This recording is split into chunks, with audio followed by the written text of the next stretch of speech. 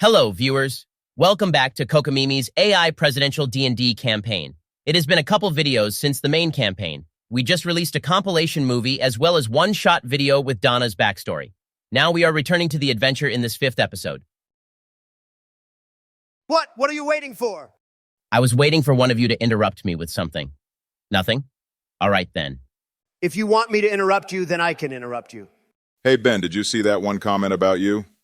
I don't really read the comments. I leave that up to you fellas. Well, there is a commenter that said you have stolen their heart. Oh, I believe their words were, objectify me, Daddy. How come I don't have simps like that? What the hell? Donna should be the #1 favorite of the story. Well, let's leave that to the viewers. Leave a comment letting us know your favorite character or player of this series. Many of you are also fond of the monsters, so you can answer with one of those too. Don't forget about me. Oh boy, I hope I'm someone's favorite. I'm sure plenty of viewers like you, Joe. Ain't no way. All right, let's move on, guys. Wait, we should also thank our very first super thanks, Tex Rex. What a rock star. Thanks so much for the support of these videos. Some of you may not know, but it does cost our writer money to use the AI for these videos, so every little bit helps us keep the content coming. Oh, definitely. We're going to keep working to bring this content to you guys. Our writer has quite a campaign mapped out. Thanks, Tex Rex, and all the viewers and all the commenters. Now, I'll start with the recap. In the last episode, the party resolved the conflict with Sarah. They have tied up loose ends in Melodia City, sold off some of their treasure, and are preparing to journey on. If none of that sounds familiar, you might have missed a past episode of the campaign. As a servant of the goddess, Benjen must complete several temple dungeons, and the party is moving on to the second temple, which is located on the coastline of Melodia. This is where we will pick up our story. The party wakes in their rooms in Desdemona's inn, well-rested. As they all come downstairs to pay the inn fee, Mona is waiting for them. "Hope you all slept well," she says. "Eric stopped by and paid for your stay. That's his way of saying thanks for your help." That was kind of him. Maybe we'll see him on our way out of the city. Mona shakes her head. "I doubt it. He and Locke set off earlier this morning for the Goblin Village. I believe they plan to bring Locke's kid to town, maybe the mother as well, if she wants to come." Finally, some good news. I feel like we've traveled so long with nothing but bad news. At least now there is something to smile about. True that. While I'm annoyed that we have not made any money from our time in Melodia City, aside from selling items while shopping, Donna's bloodthirst is satiated from that last episode. You mean the one shot where Donna had her ass handed to her? No, I mean episode 4, and shut up, Merrick. The only reason Donna could not win is because Bam cheated. He clapped your cheeks and you know it. Ahem. Okay, let's keep going, guys. Right. Sorry, Ben. I don't have any more business to take care of here. What about you two? I'm good. I'm ready to move on to the next temple and learn more beautiful music for the goddess. Ben, it's kind of hard for me to remember to pray to the goddess each day. Can we say that I do it in our downtime in the background of the campaign? That's fine. Just be careful if we have days in the campaign where there aren't any short or long rests. Otherwise, I'll grant you some leniency. That sounds like a good idea. Okay. The party exits Desdemona's inn to set off on their journey. Traveling by beach is much easier than the journey through the forest in terms of visibility. Although just as it was difficult to move through the sprawling vines and vegetation, walking on the sand wears down your stamina. Do we know how long it will take to get to the next town? Judging from Mem's directions, it will take a week to arrive in the town. Instead of taking a straight route through the forest, the party is traveling around the circumference of the island. And I'm guessing that Ben is making us play out these days instead of fast-forwarding because there are some monsters to fight or whatever. I don't mind. Traveling by the beach is so lovely. Ben, can you tell us more about the surroundings? Sure. The party walks on the edge of the beach. To their right is a clear blue ocean with gentle waves.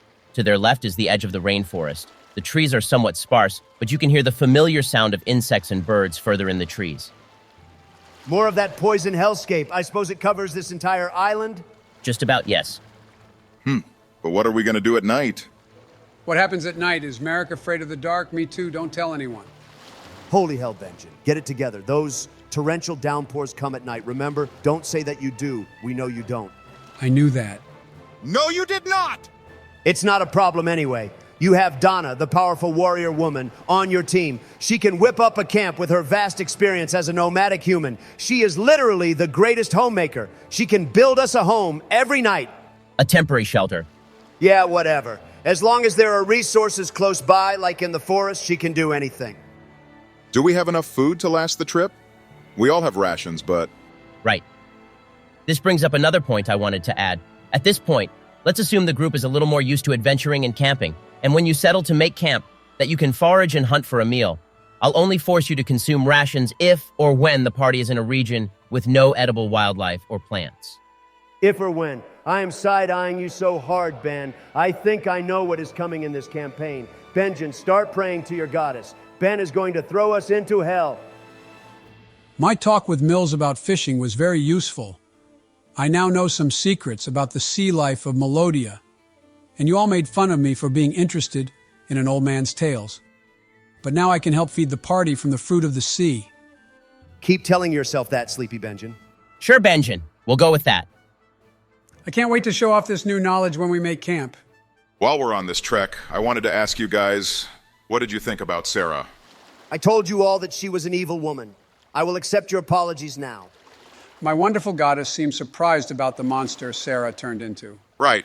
She said something about it being up here. I wonder what she meant about that. Remember that Mem said, in order to get to Harmonia, you have to go under. Maybe that has something to do with it. How in the world did you remember that detail, Sleepy Benjen? I could never forget precious Mem.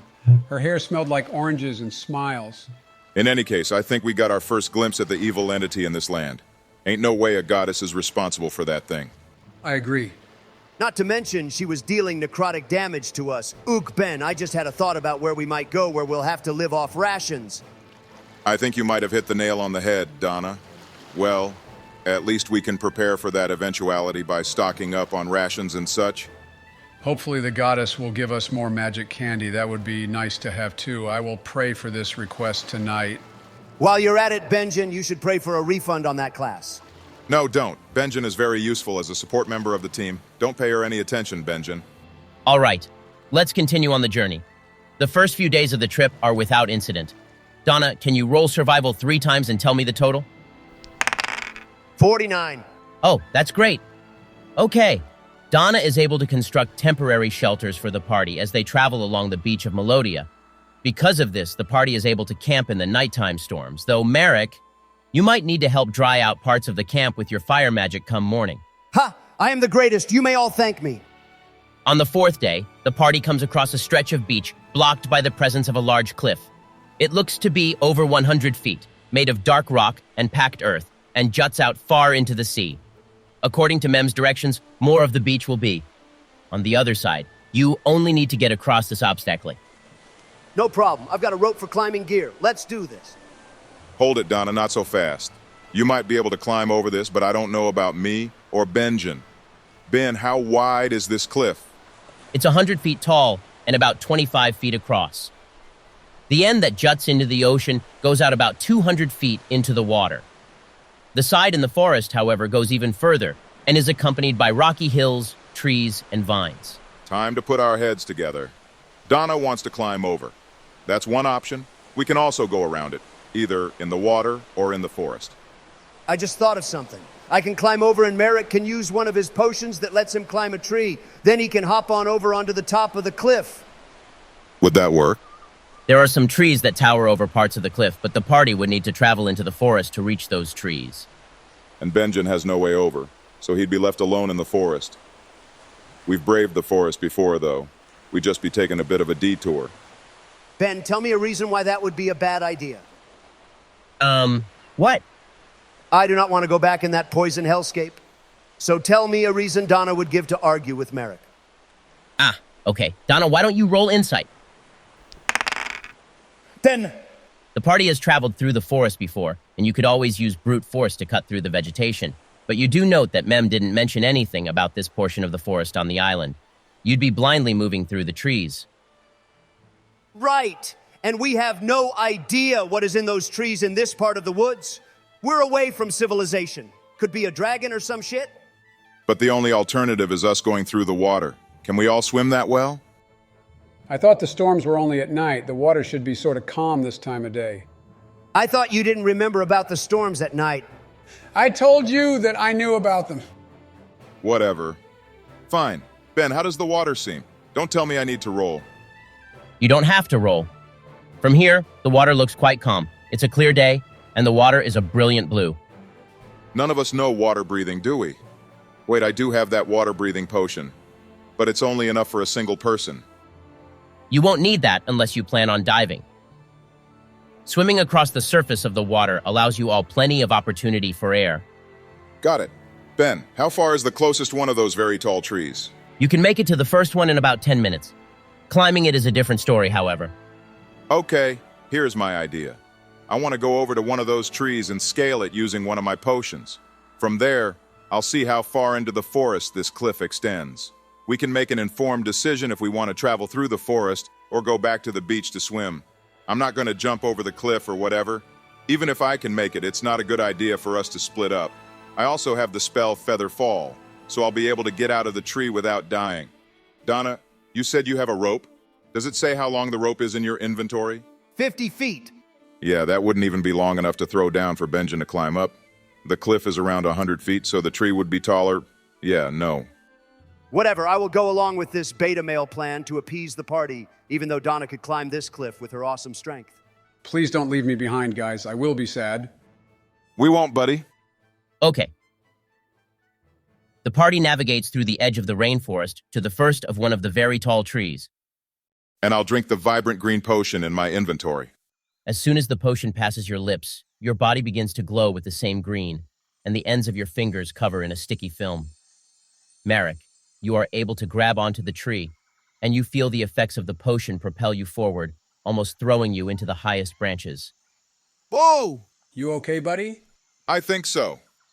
As soon as your head peeks out of the top branches of the tree, Merrick, you feel the effects of the potion fade. That was quick. What can I see? Melodia's rainforest is vast, a vast sea of lush green spilling over a rim of sandy beach into a greater sea of brilliant blue. Where the forest meets the cliff, you see rocky formations jutting out from the ground, creating dangerous crags and unstable cracks in the cliffside. The forest floor slowly rises into the cliff and swells with the ground, almost as if a bubbly formed under the earth and was cut down on each side by a knife. So if we were to travel by forest, is there a clear path? Not really, from what you can see, but the party can make their own path through the forest. How long is this going to add on to the trip? In the least, a few more days, but perhaps more. Oh, that's longer than we thought. What about swimming? Maybe an hour? Done, we're going the other way and getting in that water. Donna, that is stupid as hell. Listen, Merrick, we are on this adventure to have fun and experience life. I am not here to constantly tiptoe around on this adventure, afraid of danger, afraid of everything. I just don't want us running into a situation that we can avoid. But where's the fun in that? I don't say this often, but I agree with Donna here. It's all about making our adventure enjoyable. We can play it smart, but there's something to be said about playing too smart. You both are dumb. And when we die in the water, I hope we get to respawn so I can kill you again. Bet you're on Merrick. So, you guys want to go back to the beach and swim around the cliff? Apparently so. But let it be known that I am not going willingly. Anyway, I'll cast Featherfall to get myself out of this tree. Don't be like that, Merrick. It'll be fine. The party backtracks to the beach in order to swim around the cliff. Now, I'm going to need all three of you to make an athletics check to see if you will gain a level of exhaustion from this swim. Donna, since you are wearing armor, you'll make 2 checks. No problem. Donna is the greatest. I got a 6. Not good. I assume that adds a level of exhaustion. Same here. I got an 8. 14 and 20. No problems here? Looks like Donna has a huge athletics bonus. That makes sense. In the calm waters, the party is able to swim around the cliff relatively safely. Merrick and Benjen will add a level of exhaustion, but thanks to Donna's physical fitness, she is able to navigate the water easily, even while wearing armor. What a gal. See, Merrick, it turned out all right. The first level of exhaustion adds disadvantage on our ability checks, right? That's right. To clear the exhaustion, the party will want to take a long rest. What time of day is it? Too early to make camp? The sun is still high in the sky. The party has plenty of time to march on and make camp further down the beach. Then that's what we'll do. No worries, fellas. Donna can carry you too if need be. Piggyback ride? Hell no! You'll both be slung over her shoulders like the useless sacks you are. Ah, pooey. We can keep marching on. I'm waiting for Ben to jump us with a monster or some weird encounter. It's a miracle that we weren't attacked in the water. Now who's metagaming, huh? Look me in the eye and tell me I'm wrong. No, I agree. We are going to get jumped soon. So stay awake, sleepy Benjen. Hey, I wasn't napping this time. Well, anyway, we're going to keep marching, Ben. When the sun starts to set, we'll make camp like normal. How much longer until we reach Salt Wish? About 2 days, the party continues on their march until the sun lowers into the horizon, at which point they stop to make camp. All right, what will each of you do? Damn it, something is going to happen. Fine, whatever. I'll set up shelter like I have been doing for the past few days. I can set up a campfire to cook some food before it starts storming. I would like to go find some food for our dinner. Donna should be doing that too. She is the greatest member of this party and has experience hunting daily for her food. I've got to do my part, Donna. How about this? You use the rope in your inventory to make a little net, and I can do some fishing for our supper. Not a bad idea, Sleepy Benjen. Okay, I'll quickly make a fishing net out of the rope in my inventory and then get back to making our temporary shelter. Perfect. You guys are doing some great teamwork here. Merrick, you gather firewood and tend to fire for the camp that will cook your party's dinner for the evening. Donna works on creating a temporary shelter, as she has done for the past few days. Benjen busies himself fishing in the ocean with his new fishing net, courtesy of Donna. Benjen, I want you to make a strength saving throw. Oh, here we go. Okay, 1. Is that a critical failure? No, I rolled a 2, but my modifier is -1. Benjen, suddenly, you feel a jerk on your net and are dragged into the sea. Your hands are tangled in the net, and salty seawater rushes all over your body, choking out your air. You are pulled further and further into the water, far away from the shore. I will jump in and save him. Roll for athletics. 19, you're okay, Benjen. Donna, you are able to grab hold of Benjen, but you are also pulled into the sea alongside him. Can I jump in after them? You can, but you can't swim fast enough to catch up to them right now. I'll start swimming after them. Okay, I'll let you know when you get there. Meanwhile, Benjen and Donna are pulled into the depths of the ocean by an unseen force. As the bubbles clear around them, however, they see a strange, fish-like creature clinging to the fishing net knotted around Benjen. Oh no, she's hot. More of the bubbles clear. You see the figure of a woman, but the lower half of her body is a long shark fin. Too bad I can't smell her hair while underwater. I'm going to use Donna's flirt attack. What's that? I'll flirt with her and then she will let us go. Watch this. Ahem. Hello, lovely lady. You seem to have gotten caught in this fishing net. Donna, the powerful warrior woman, will set you free right away. Donna, roll persuasion. I got a 10. That should succeed. Nice try, but no. The woman's eyes flash an angry black, and she swipes at you with her tail. Donna, make a dexterity saving throw. 6. No, I get advantage with danger sense. Okay, what the hell? I got a 9.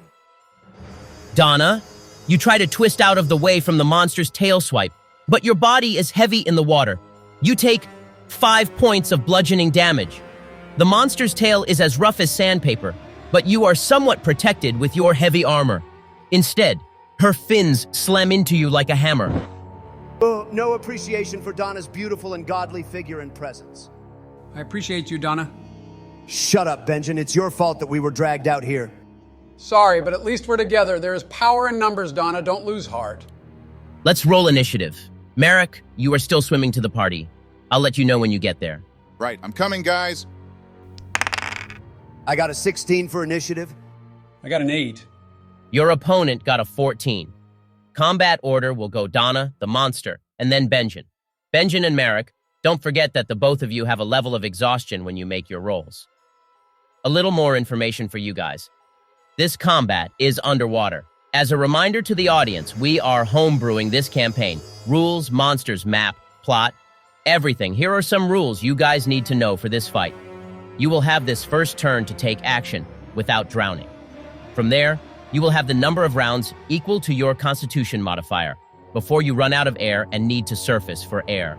Benjen, I believe your modifier is 0, so you will need to surface for air every other turn, or else you will begin drowning. Melee attacks will have disadvantage and ranged weapons will automatically miss if you are outside of their base range. Melee weapons that function as normal are daggers and javelins. Magic will pretty much function as normal. If you begin to drown during combat, your hit points will fall to 0, and you cannot heal until you are able to breathe again. While drowning, you can last the number of turns equal to your Constitution modifier plus 1. If you are unable to get air, then you must make a death saving throw equal or above 10. Benjen, this means that every other turn you must get air. And if you fail to do so, then you must make a death saving throw every other turn. Make sense? Benjen, keep in mind that you are still tangled up in the fishing net. Donna, you're up first. As I should be. All right, I'm going all out. I will save you, Benjen. You focus on getting out of the net, and I will deal with Fish Face. I will recklessly attack, enter a rage, and throw a javelin. Okay, just to warn you, Donna, if you throw and miss, then you won't be able to recollect your javelin to continue the fight. Then I won't miss. Yes, natural 20, critical hit, 10 damage. Even after cowardly pulling Benjen and I off of the land, Donna's power is unprecedented in the water. She hurls a javelin at Fish Face, plowing into the monster. Nice! The javelin shreds the skin of the monster's shark tail, dealing 10 piercing damage. The monster spins in the water and uses her tail once more as a hammer, swiping over at Donna to push her out of the way. But Donna will use a reaction with her beastly godly dragon tail. You've been studying your character sheet. Okay, roll a d8 and add it to your armor class. 7, add that to my AC. Ha ha ha. You are never hitting me, Fish Face. I rolled a 17 on the hit. And that misses. Right. The monster swipes at Donna, but the attack is ineffective, only serving to push Donna a bit away from Benjen in the water. The monster hisses, angry. She was hoping to hear your screams of pain and smell your blood in the water. Hey Ben, did you know sharks really get a bad rep? They are magnificent creatures, so different from the monsters that Hollywood has depicted. Benjen, shut up and get out of the net or you will drown. Oh, right. Okay. I'm going to spend my turn getting untangled from the net.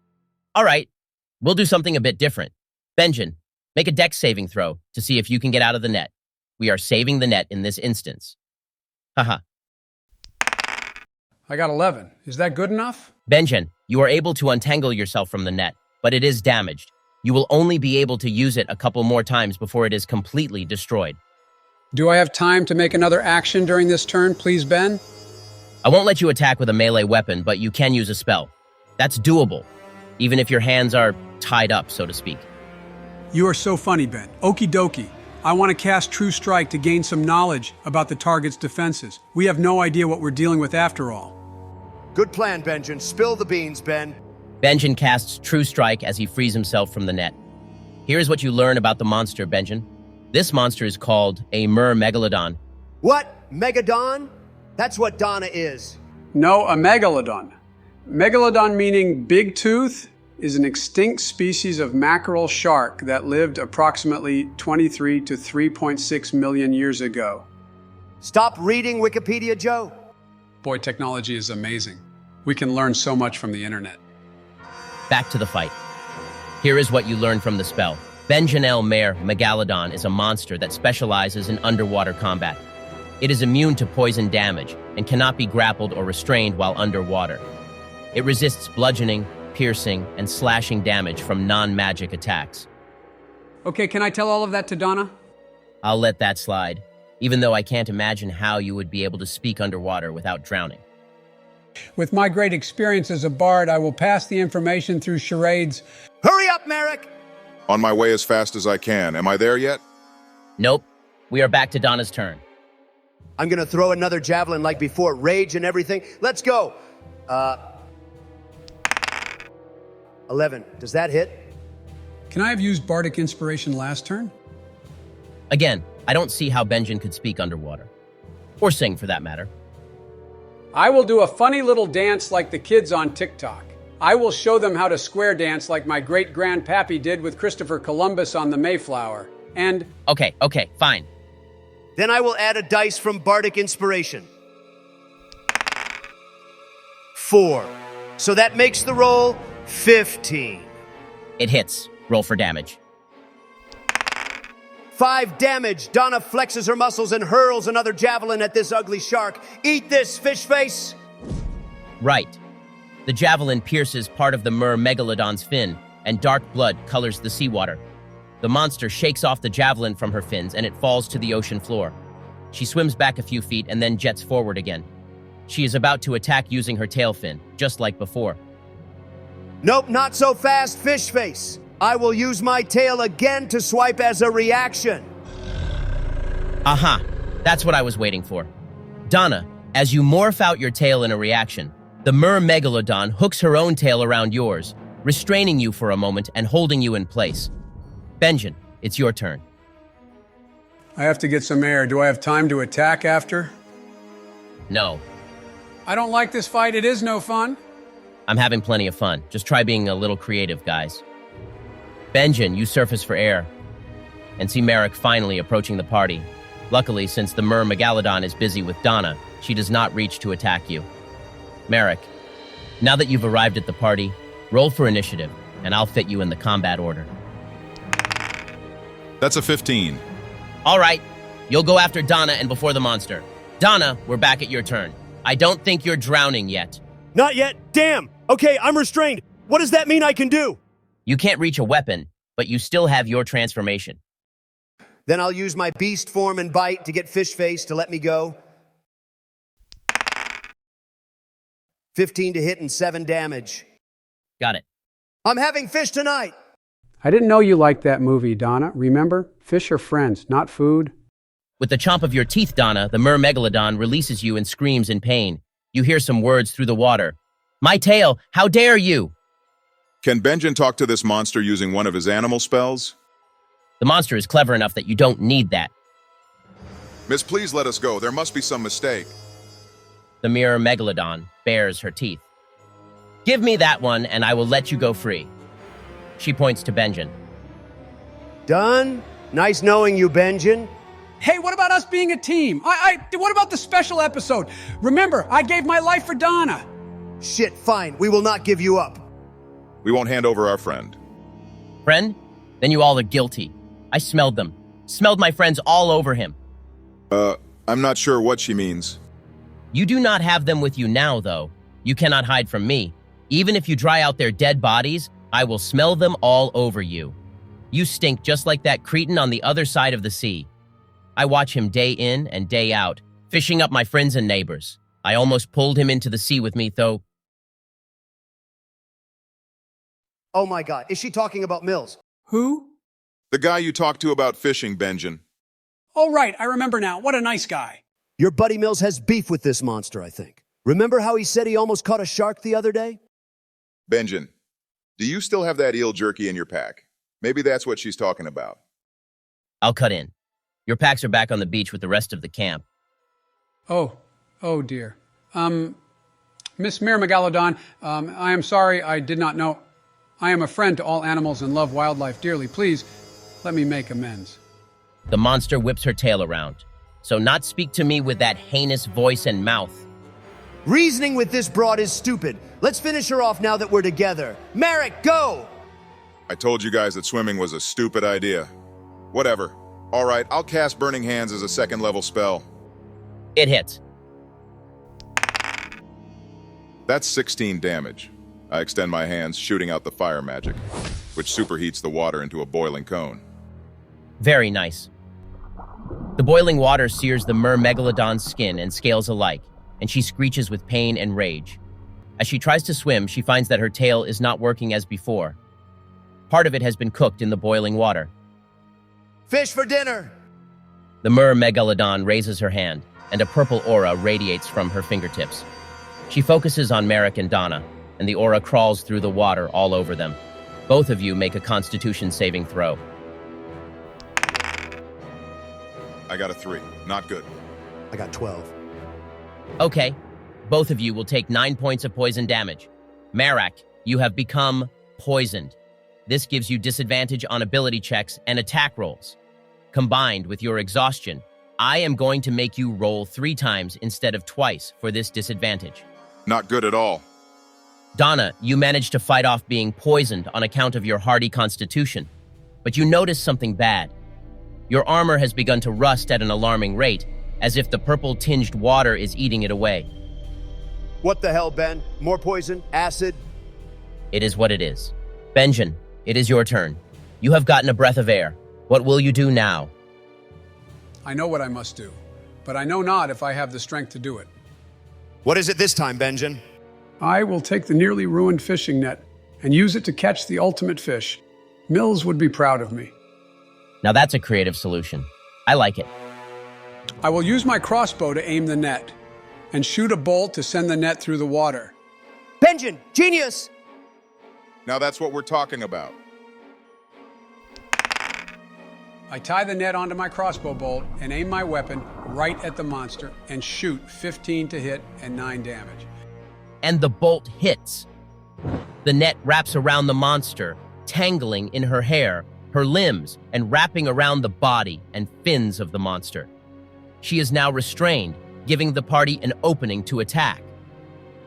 Excellent. Now that's what I'm talking about. Sleepy Benjen, no more. Fish killer. Benjen. Shark bait hoo-ha-ha? Back to the top of the round. Donna? I'll enter a rage again. Time to finish this. I'll throw another javelin. My last one. 23 to hit and 11 damage. We will finish this. Donna, your javelin pierces the body of the Myrrh Megalodon, pinning her to the seafloor from the force of Donna's throw. That's right. Donna is a godly warrior woman. I'm up. Hopefully I can finish this. I'll cast Burning Hands again as a 2nd level spell. Since the monster is restrained, it automatically fails the dex save. Roll for damage. 18 damage. That's going to finish the monster.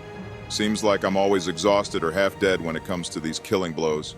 Anyway, I raise my hands again to cast the spell, boiling the water around the monster in a lethal cone.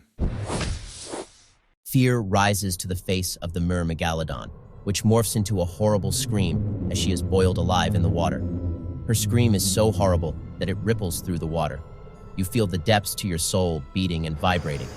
Soon the scream fades into silence, however. The party is once again victorious. Well done, everyone. Yes! Oh, before I forget, Donna, as the party swims to shore, you feel pieces of your armor breaking off. Whatever attack the monster used in the water, it has decimated your armor with some sort of magical rust or acid. The metal plating crumbles around you. By the time the party makes it to shore and out of the water, your armor has chipped away and is buried under the sea. Thunder claps and rain beats down on the party, washing away the salt of the sea. Damn it!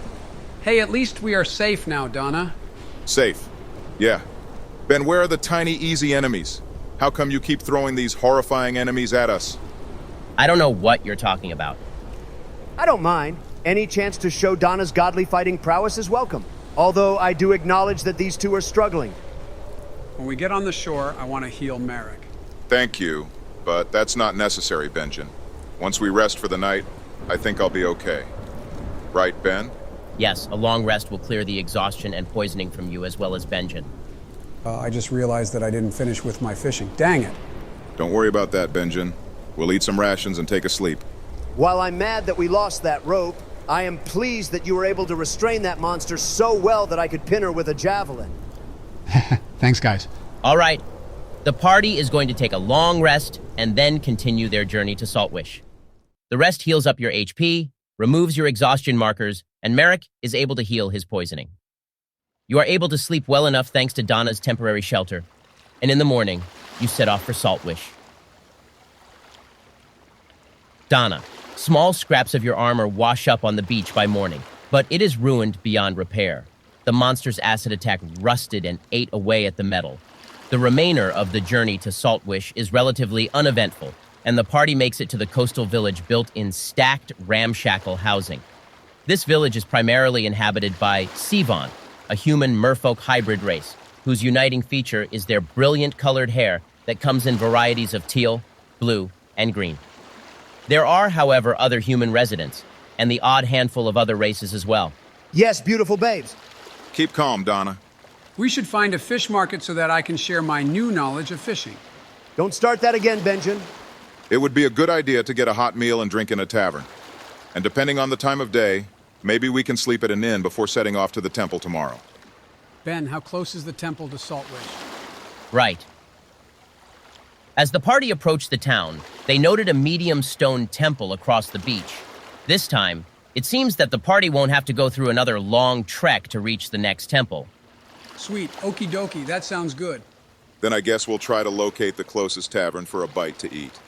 As the party enters the town, they notice the stares of many of the town's residents, particularly the Sivan. There are some humans in the town, but they do not pay much mind to the party. You pass by a variety of businesses, mostly pertaining to life by the ocean, as well as a small apothecary stand, guards barrack with basement jail, and regular housing for the village's many residents. You do find a tavern in the town on the first floor of the towering building, with a sign that reads, The Sandy Tale. You enter and are greeted by a few curious glances and surprised looks. Two young ladies are tending the business. Hey, they look like the apothecary girl from Melodia City. Oh, how cute. At the outburst, one of the women tilts her head. Apothecary girl? Have you met Bree? In Melodia City? Yeah, that was her name. She grins. Bree is our sister. How has she been? We've been worried since she moved away from home. Doing very well. She sold us some fine potions before we set off on our journey here. That's great to hear. I'm Brina, the young woman says, and waves the second Sivan woman over. This is Brinette, our other sister. Did you hear? Bree is doing well selling her potions in Melodia City. Yes, she's very healthy and doing well, and she is just as cute as all of you. Way to be Seuss, Benjen. Anyway, yeah, she is doing well, though she tried to scalp us with one of her potions. If you could bring over some food and drink, we would be happy to tell you more. Brinette brings a couple loaves of bread over to the party, along with some mugs filled with an amber carbonated beverage. This here is salted ale, a specialty of ours. Salted? She laughs. It's just a name for it. It's salted from some salted caramel flavor in the drink. That sounds delicious. If only they had some chocolate ice cream, or chocolate chip ice cream. I'll thank them for the food and drink and sit down for a bite. Well, if you want a refill, just holler. My sister can take care of you. Brinette exits to the kitchens of the establishment to continue serving the other guests. Thank you very much for your hospitality. Brina tilts her head with a gentle smile.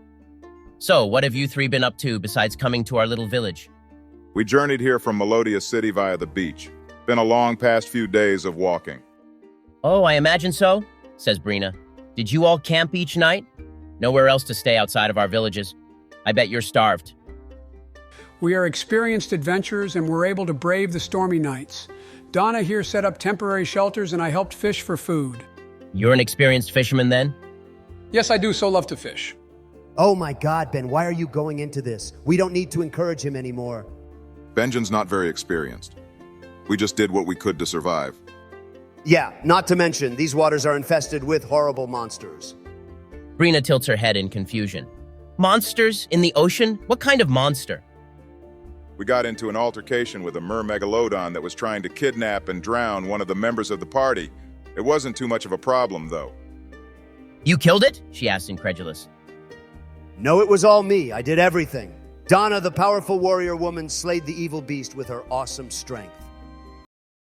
Call the guards, Brina suddenly says, and her sister dashes out the door of the inn. They are the ones who slayed our goddess Cyrene. We have their confession. What? No! Oh no! A female guard bursts into the door of the tavern, her weapons brandished. It was this one, Brina shouts, pointing at Donna. She killed Cyrene. The guard approaches Donna. Come with me quietly, or we will kill you. You have confessed to the crime of slaying our goddess. You will be imprisoned for this. Cyrenate, isn't that the name of the goddess that Bree mentioned in Melodia City? How do you remember that detail? But you forgot Mills's name? It is easier to remember a cute little girl. You're unbelievable. I'm going to draw my weapons and attack. No, Donna, don't do that. I do not want to go to jail. Just go quietly. Quietly? What the hell? We are supposed to be a team. We are, but we don't need you incurring more problems for us to sort out. Go quietly. We'll try to help you when we can. Are they arresting all of us or just Donna?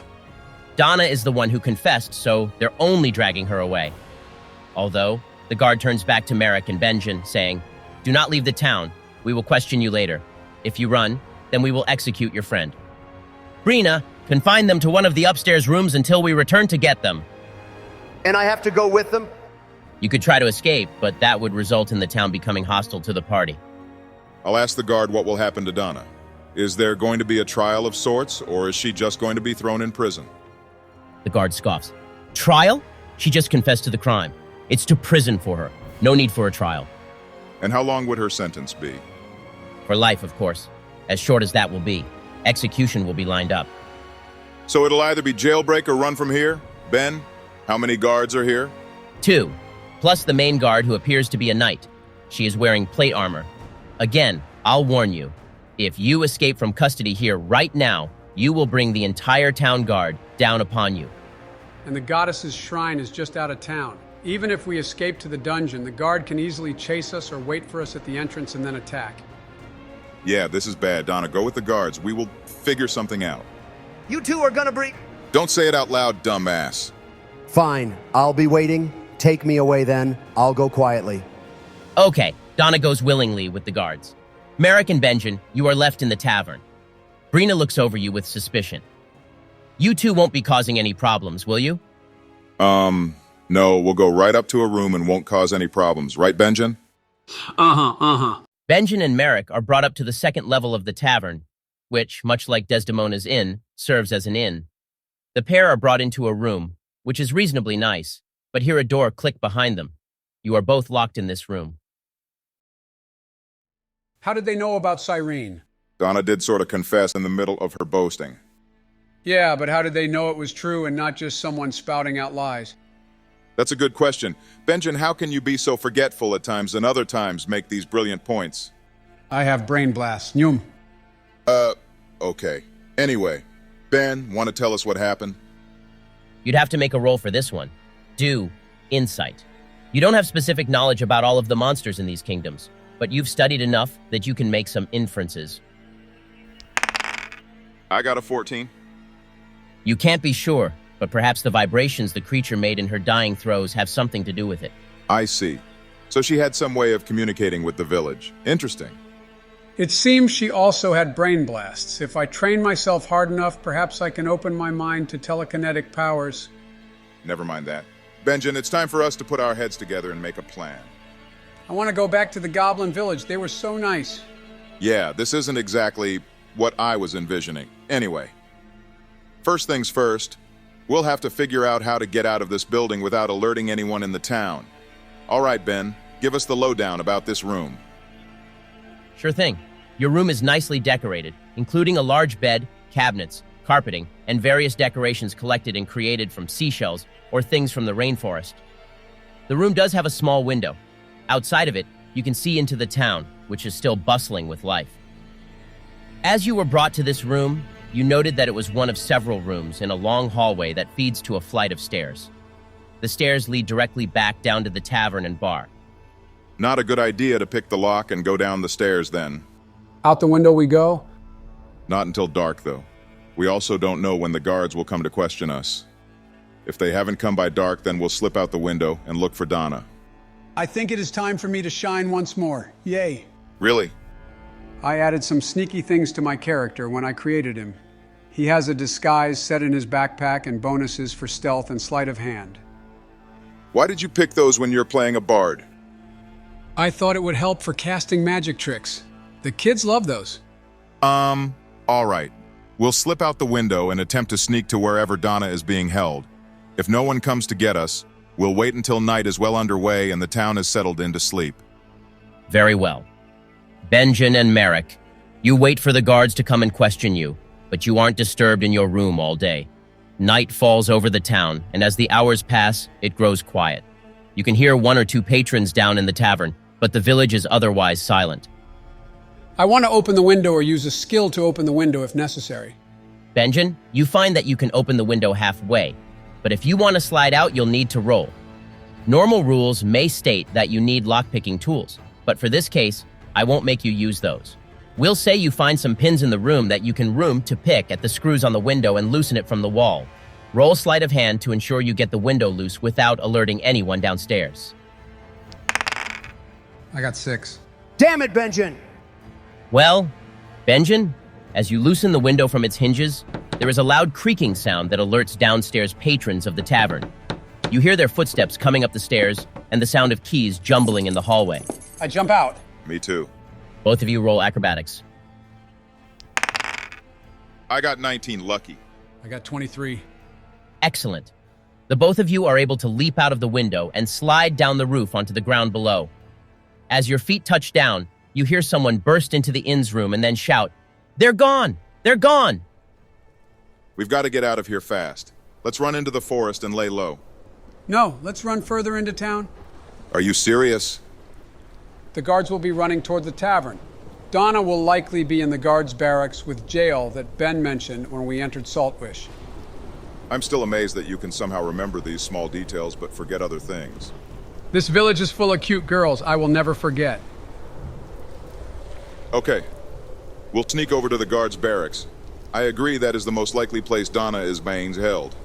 Can I first throw on my disguise? If we need a diversion, I will jump out and provide one so that Merrick can sneak away or run. Sure. We'll say that you are able to throw on your disguise within a minute. It sufficiently changes your clothing to make you less easy to recognize, but if you spend too long before someone, they will likely recognize you as a stranger. 2 of you roll stealth to see if you can sneak over near the guard barracks. We'll see what happens. 16. 14. The 2 of you are able to slink over to the guard's barracks, though a drunken villager catches Benjen's eye. It doesn't seem that he recognized you as related to the party who just came into the village and had a member arrested. The downpour of rain is also greatly helping conceal your movements and sound. Hold on, out of game moment. What the heck is the point of you two being sneaky?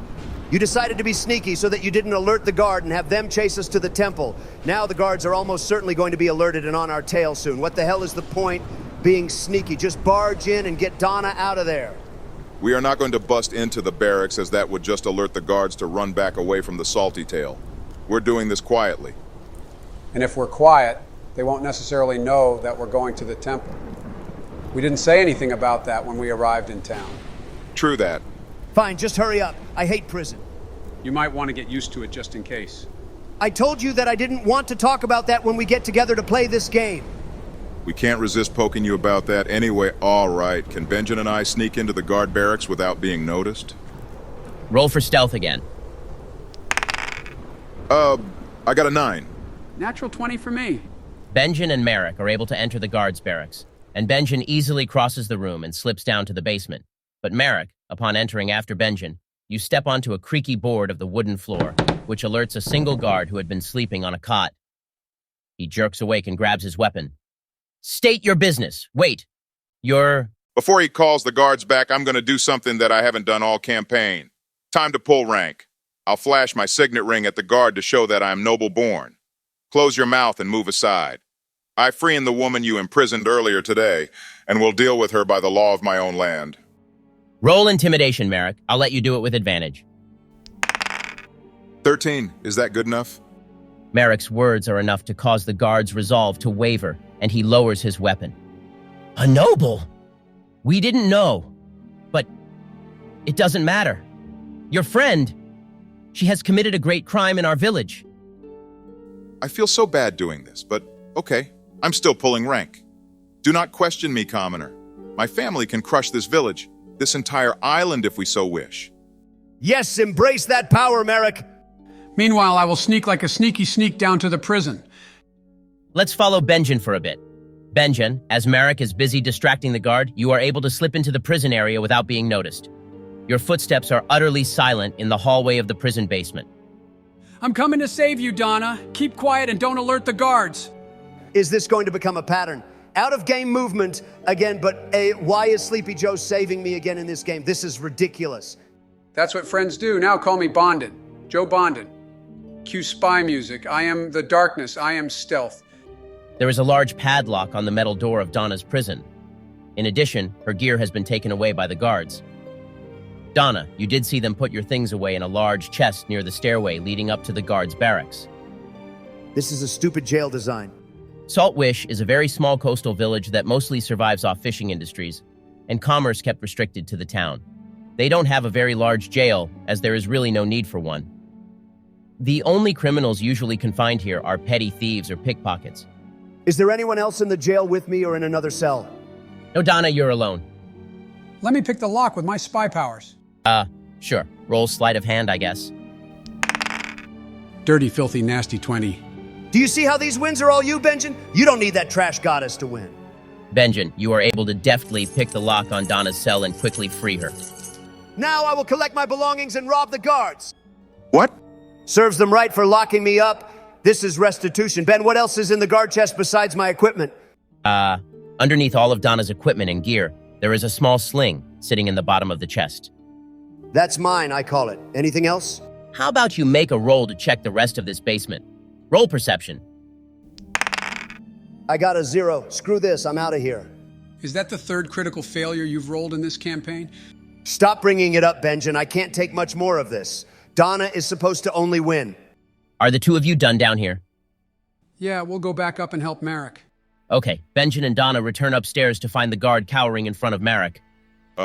Never mind this. Let's just get out of here. Right. We do this all for the goddess. A time to go right to the... I slap my hand over Ben again's mouth before he can tell the guard where we're going. Yeah, shut the hell up, Benjen. Our next moves are a secret. Oh, sorry. Ben, can I peek my head out the door? Just want to check for some guards outside. Sure. Merrick, you peek out the door of the barracks and can hear guards further in the town, but it appears that the coast is clear. I don't trust you. I'm rolling perception, not... And that's a 19. The coast is clear. I told you. And you have already given us trust issues with this town. We're booking it out of here. Everyone roll stealth.